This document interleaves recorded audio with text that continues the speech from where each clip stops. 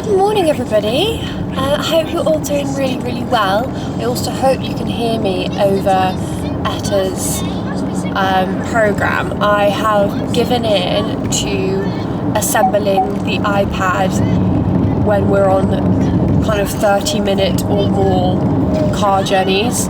It just means I can concentrate. Like, although on paper and in theory, and me repeating this out loud makes me feel mortified that I'm literally putting a screen in front of my daughter when we are driving through the countryside. She should be looking out the windows, seeing the birds, seeing the colours, seeing nature. However, when you take the romanticising away and the reality sets in, my beautiful girl does actually, yes, she does get bored beyond 20 minutes. So 20 minutes is lovely. I think the person behind me thinks I'm mad because I've also been passing her snacks, and he's like, are you drunk driving or what? I'm obviously not. So right now she's got Peter Rabbit on, which is really cute. I also download episodes of Miss Rachel, or I think it's called Gabby's Dollhouse. Anyway, just grab some things off Netflix and just download whilst I have Wi-Fi, and then she is set up. Very long intro. Welcome to video number 4. I am so excited now every time I pick up the camera. And you know what it's also doing? It's holding me accountable, which I also adore. I'm loving the fact that it's making me think, right, let's get out the house. Let's do something fun. So today, it is a Tuesday, and let me tell you, spring has sprung. I'm saying, I'm putting it out there, I'm putting it out to the universe. It is the most beautiful day. It is blue skies.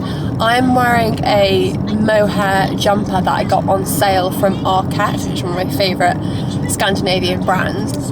But I've been so excited to wear it and so excited for it to arrive. And you know what? I put it on, and right now, I really do digress, don't I? I go off on all different tangents when I pick up this camera, but I guess that means I'm inspired, and that's lovely.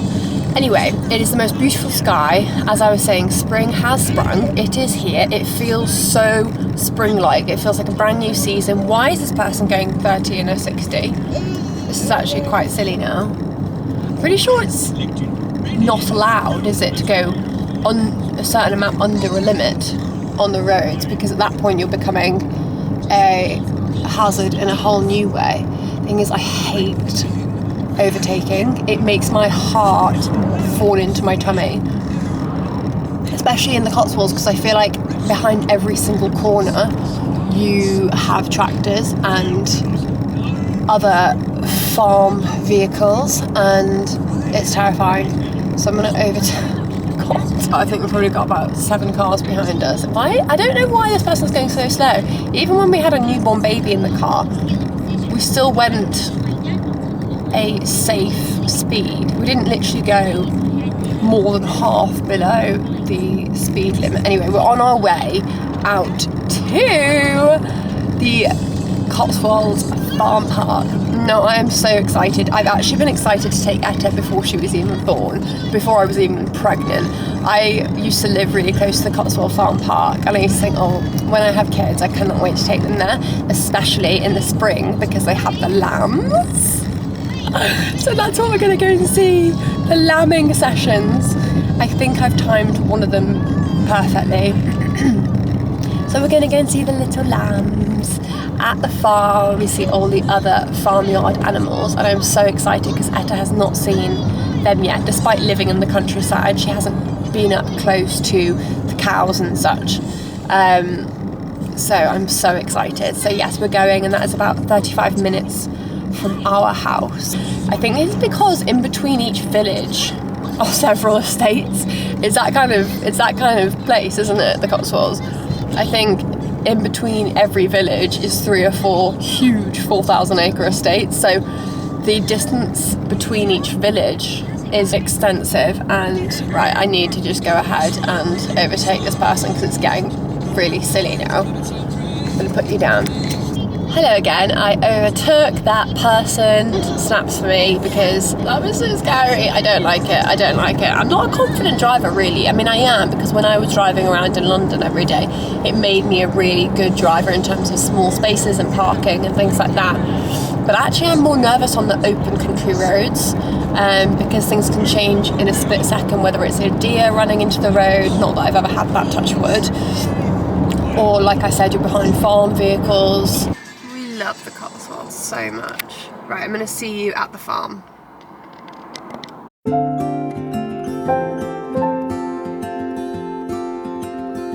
Look at the hens. Hello.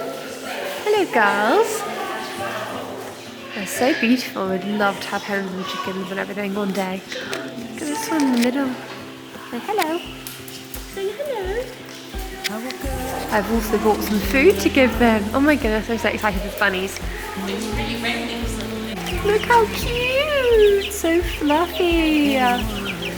Hello. Oh my goodness, I love them. There's a guinea pig village. Oh my goodness. Papa, what do you think? Etta, look.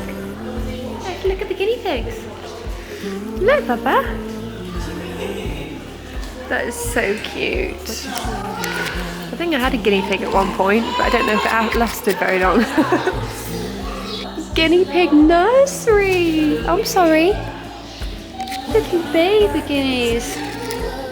I'm sorry to scare you, little one under there. Very Easter appropriate, as I just said. Spring has sprung. So I've come to see bunnies. Apparently if you buy a bunny you have to get two, so that they've got a friend. They need to have company. Oh, this one's so pretty. You're so pretty. So beautiful. I love the colour of this one. You're very aesthetic, my friend. Baby girl. So cute. Tiny.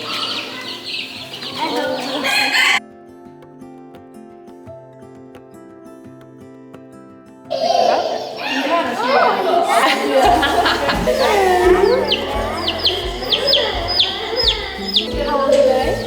Oh, 2 weeks. 2 weeks? Come on, no. It's like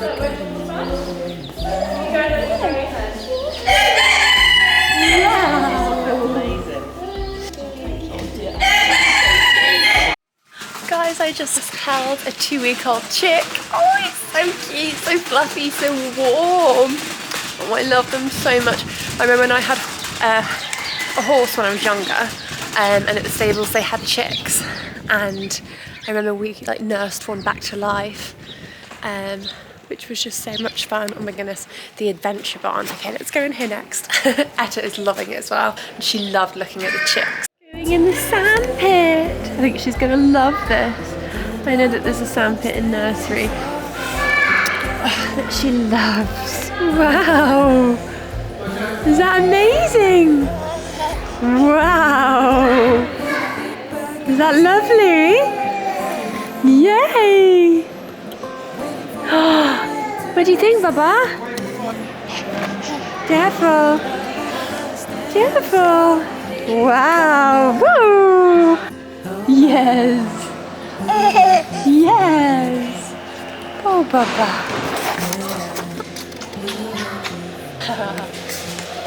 So cute. Guys, this is what we've come for. This tiny little one here. I hope he's okay. Maybe he's just sleeping. Hello, you've got a lovely little baby there. So cute. Oh my word. Yes, I know. Don't worry. Oh, look at the lambs. Oh my goodness me. Oh my goodness me. Look at them. Oh my gosh. One's having a drink of milk. Let me see. Oh my gosh. Look at this little one.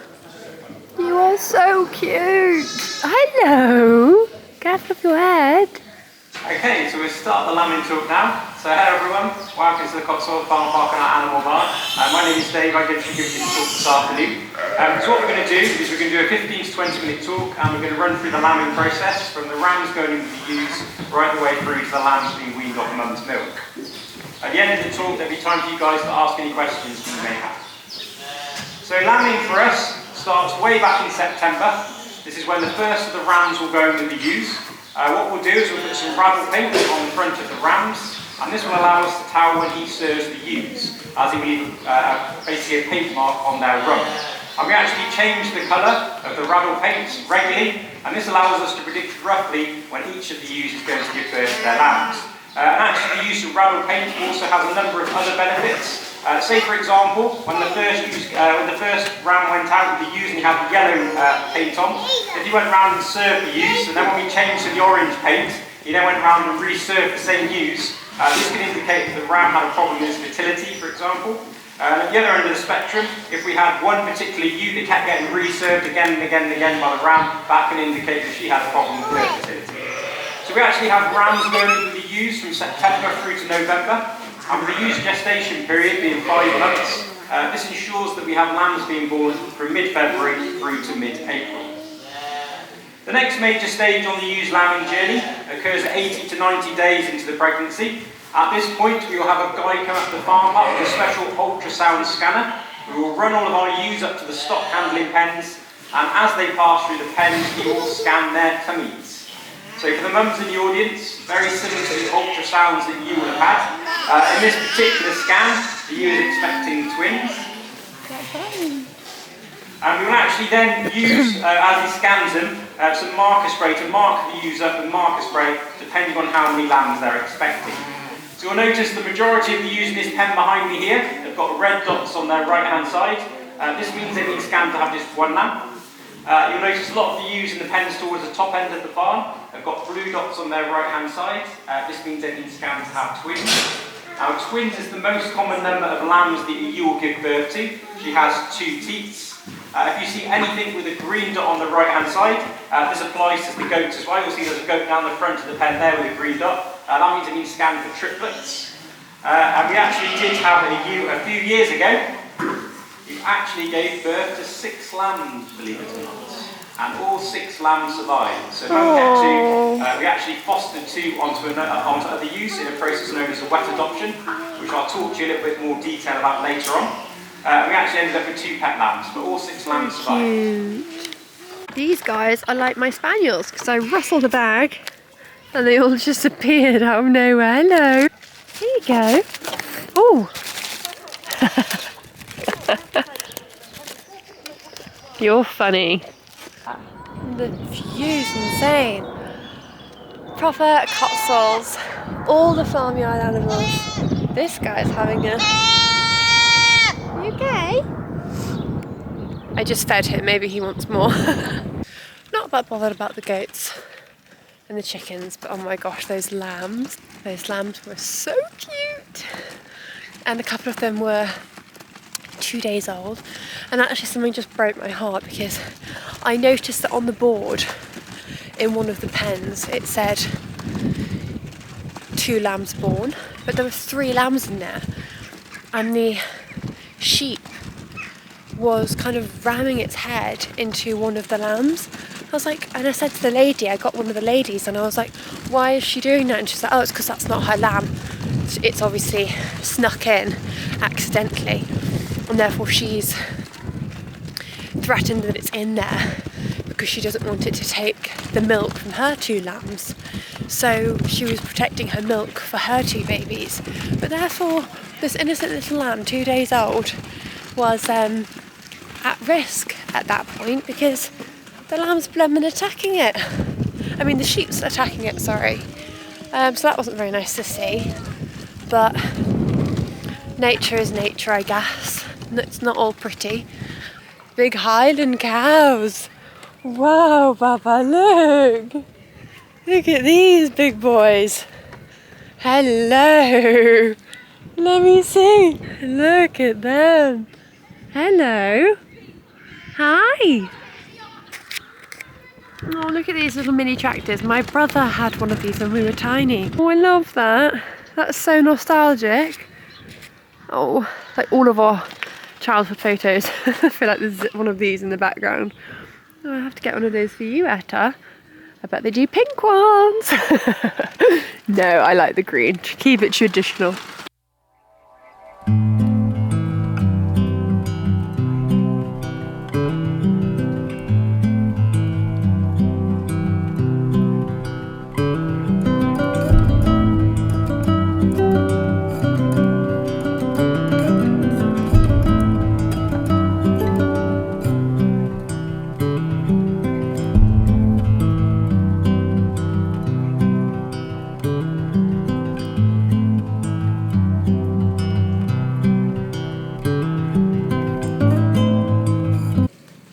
are back from Cotswold Farm Park.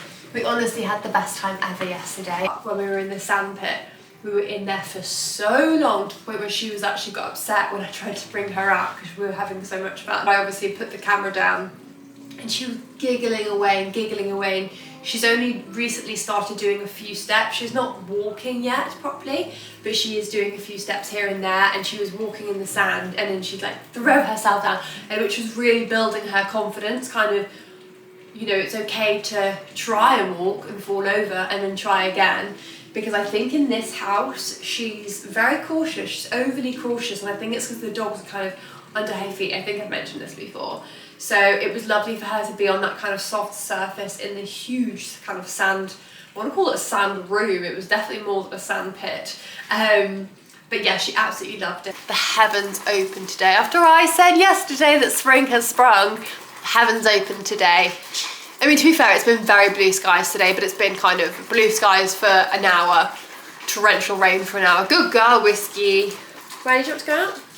Whilst Whiskey is having a little wander out in the garden, I have an idea today, because it hadn't dawned on me that it's pancake day next week, and I am so excited. I actually do pancakes all the time. I have a specific recipe for toddler friendly pancakes, and I thought I would do that with you guys today. There's definitely going to be a rainbow, that's for sure. God, the rain is very intense. Anyway, stop talking about the weather. And let's do a toddler pancake recipe in preparation for your Shrove Tuesday, which is next week. So today for me is Wednesday. I will be putting this video out on Saturday as per usual. So do take note. But I also wanted to ask you guys a favour, and that is to subscribe first and foremost, like, but also to share this video to anyone who you think may enjoy it, whether that's a new mother with a toddler who might like this recipe, or someone visiting the Cotswolds who might like to see what Cotswold Farm Park is like, or maybe just somebody who likes my kind of lifestyle and join in on this journey I'm currently on. I'm not sure. I'd really love it if you guys could share this to just one person you know. Let's get going. I have my recipe on my notes on my phone. I keep all my recipes here, so I will, if you want the recipe jotted down, let me know and I'll put it in the comment section. So part of the reason why I like doing these pancakes is because first of all you can hide lots of things in them, such as flaxseed, chia seeds. You can kind of mash banana on top, or you can cook some apple. If you peel the apple, cut it down into blocks, cook it in a pan, and then you can mash apple on top of the pancakes. You can add extra nutrition in several different ways, which is really important, of course, when you have a little one, and of course for ourselves as well, not to forget our own bodies. Optional additions is of course lemon juice, which is a classic on top of pancakes. I love putting almond butter on top of mine. You can also obviously do the classic organic Canadian maple syrup. You can do a lovely local honey. You can also add into the actual mix some vanilla extract and bring sweetness to it in that way. Right, so you're going to want one medium egg. Let's crack that in. Do not get, goes without saying, but do not get your eggshell in there, because nobody likes a crunchy pancake. 2 tablespoons of unsalted butter. I've currently got the Dalesford one in, which I really love. Definitely beneficial to get this out of the fridge sooner than you begin your recipe, because then it will nice and soften for you, whereas mine is very hard. I'm going to do 1 teaspoon of baking powder. I really do put everything away as I go and wash as I go, because I cannot stand that when your food is ready, whatever the food is, and then you've got a mountain of washing. It makes me have anxiety. Cupful. So I actually do have an actual measuring cup, but it's already dirty from cooking earlier. So I'm just going to eyeball it. Make sure you are sieving the flour in to make sure there are no clumps. You want nice smooth pancakes. It's not a crepe or a crepe, however you want to pronounce it. By the way, this is a Scotch pancake recipe, which is my favourite. I use spelt flour. Of course you can use regular white flour if you'd like, or oat flour, it's up to you, but do have a look at the options. We can make a healthier choice there. Now a cup of whole milk. You can also use a dairy alternative here, whether it's an oat milk, almond milk. You're welcome to use an alternative there.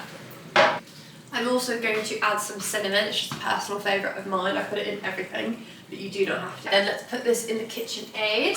Whilst that is doing its thing, grab a little bit of butter, pop it in the pan and start it on a medium heat. That is ready to be, pan is ready to rumble. Let me just zoom you guys in a bit. Just leave these cooking now and wait until the sides start to lift. Where's my flipper? I don't have a flipper. With recipes such as this one, I do always find that the quality of your ingredients makes the world of difference. Most of my ingredients here is from local farm shops. There's only 1 or 2 things that was added from a supermarket. Let me get an actual flipper because this isn't working. And we're calling it flipper today. And get a plate ready. I'm obsessed with using pasta bowls for absolutely everything I eat. Is anybody else the same? Like, this is not just for pasta. I use it for everything. Even if I'm having like a roast dinner, I will use a pasta bowl. Look how great they look. Already got a little stack forming here. My pancake tower, everybody. Whenever you have pancakes, don't you literally just think about that scene in Matilda, the movie, when it's got that song on that's just like iconic, and she's making pancakes with Miss Honey, and Itty Bitty Pretty One is the song, I think. Anyway, so cute. I need to watch Matilda on pancake day whilst I eat pancakes. What a moment. Those pancakes. What a moment. Should probably stop now. Delicious. I'm not going to be able to get one full stack in my gob. Oh my gosh. Not for Spaniels. Mmm. So good. Pancakes are literally one of the best things in the world.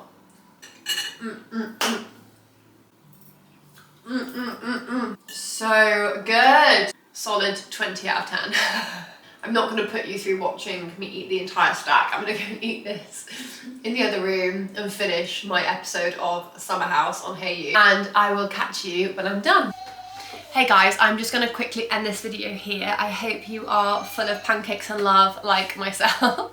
Etta is in the other room. We've just been for a lovely walk in the sunshine, and I've already started next week's video, which is so exciting. But I just realised I need to end this one. I need to say goodbye. That's probably a good sign. Having so much fun, you forget to close it off. Anyway, I hope you're enjoying the sunshine. I hope you have a lovely pancake day, a great weekend, etc. And I will see you in the next one. Bye guys. Mwah.